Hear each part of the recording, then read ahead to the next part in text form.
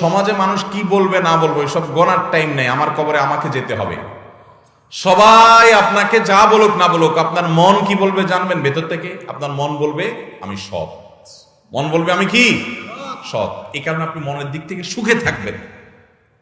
আমি এরকম বহু সরকারি কর্মকর্তাও দেখেছি যে কোন রকম অনেক বড় সচিব ছিলেন, কিন্তু কোন রকম একতলা বাড়ি করে ঢাকা শহরের জীবন যাপন করে দিছে, বেশি কিছু করতে পারে নাই, কিন্তু খুব হাসি খুশি। কারণ সে জানে সে মানুষটা সৎ, ভেতর থেকে তার শান্তির শুধুমাত্র আপনার শান্তির বার্তা সে ভেতর থেকে পায়। অতএব হালাল উপার্জন করা এবং হারাম ছাড়ার জন্য সংকল্প করা দরকার। আজকে বাংলাদেশের সবচেয়ে বড় সমস্যাগুলোর একটা হলো দুর্নীতি।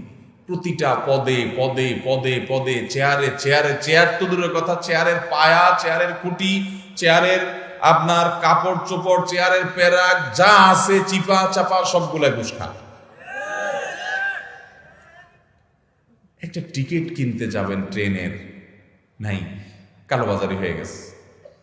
ঠিক না ভাই? ঠিক। চতুর্পাশে।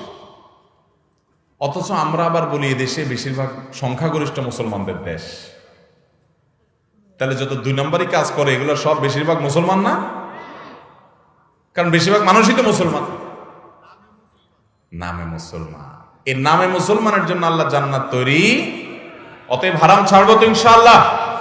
যারা সুদের কারবার করেন এলাকার, আল্লাহর জন্য এটাকে তালাক দিবেন, ছেড়ে দিবেন, ঠিক আছে তো ইনশাআল্লাহ? এবং হালালে চলে আসবেন। কার জন্য করবেন? যাদের জন্য করছেন হারাম কামাই, এরা কেউ কিন্তু দায়িত্ব নিবে। আল্লাহ তাআলা আমাদের সবাইকে হক হালালে চলার তৌফিক দান করুন।